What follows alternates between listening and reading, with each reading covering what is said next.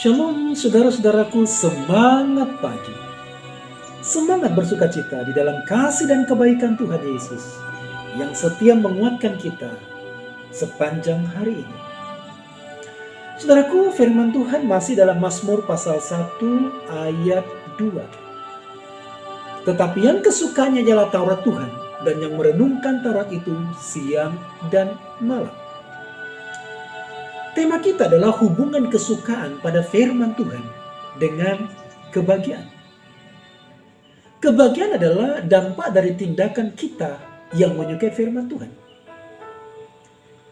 Karena itu mari kita mempelajari kata yang kedua dalam ayat 2, yaitu tetapi yang kesukaannya di dalam firman Tuhan.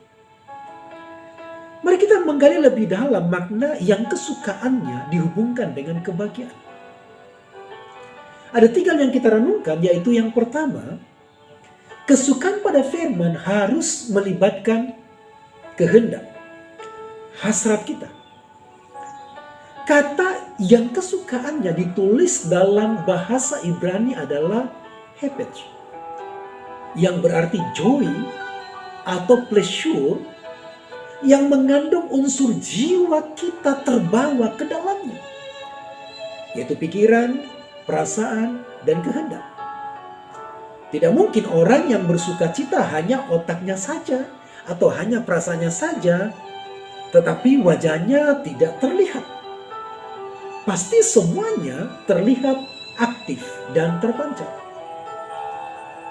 Dalam Alkitab Septuaginta diterjemahkan kata to telema,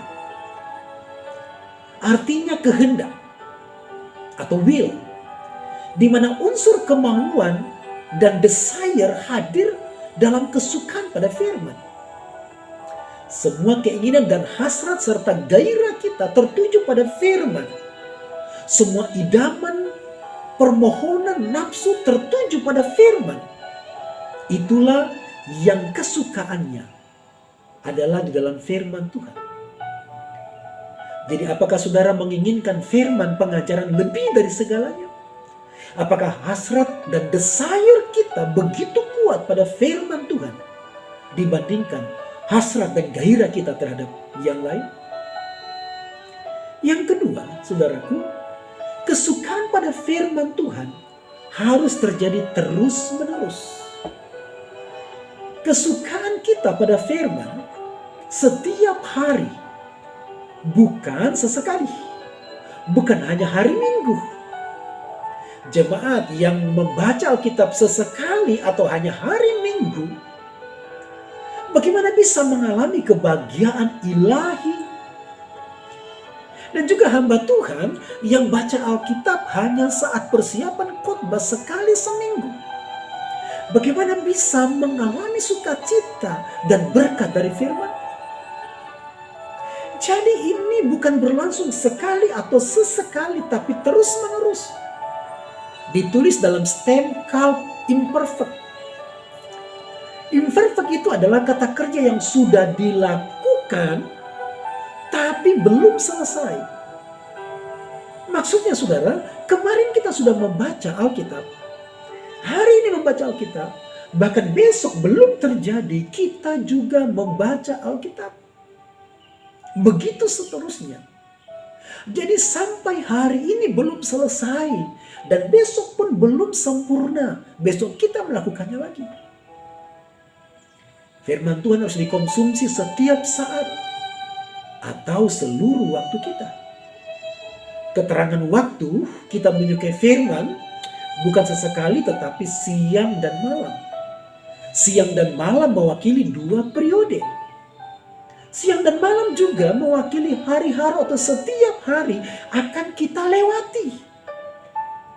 Dalam konteks Yahudi, siang dan malam masing-masing dibagi 12 jam. Siang juga mewakili waktu di mana kita aktif atau bekerja, beraktivitas, dan malam itu mewakili waktu kita beristirahat atau santai. Jadi merenungkan firman itu kapan saja, di mana saja, serta dalam keadaan apapun. Tidak ditulis siang atau malam. Yang ketiga, kesukaan pada firman harus menjadi kebiasaan yang menyenangkan. Menjadi behavior yang disukai dan dilakukan terus-menerus setiap hari, setiap saat.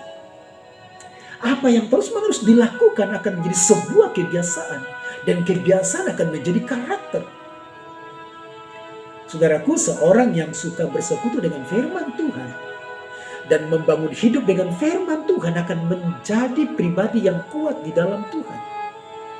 Sehingga apapun yang terjadi dalam hidupnya, ia mampu berdiri, bersukacita, dan berbahagia karena ia menjadi pribadi yang kuat dengan firman yang ia konsumsi setiap hari.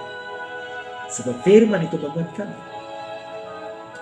Kebiasaan kita bersekutu dengan firman Tuhan akan menjadi kesenangan tersendiri di hadirat Tuhan.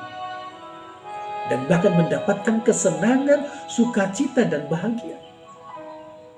Alkitab New English Translation menerjemahkan, instead he finds pleasure in obeying the Lord's commands. Sebaliknya, ia menemukan kesenangan dalam mematuhi perintah Tuhan. Perhatikan saudara, ungkapan dalam bahasa Ibrani, instead, ki'im. Jika diterjemahkan ke dalam bahasa Indonesia, berarti sebagai gantinya. Pemilihan kata oleh Alkitab New English Translation sebagai gantinya memperkenalkan kontras antara perilaku berdosa yang tidak saleh di ayat pertama dengan gaya hidup orang saleh dalam ayat 2. Jadi kesenangan orang-orang percaya adalah ketika mereka mematuhi firman Tuhan. Dalam mempelajari firman Tuhan ada gairah, sukacita, menyenangkan. Karena jiwa kita mengalami perjumpaan dengan perkataan ilahi. Di mana kita dibawa ke dalam dimensi rohani.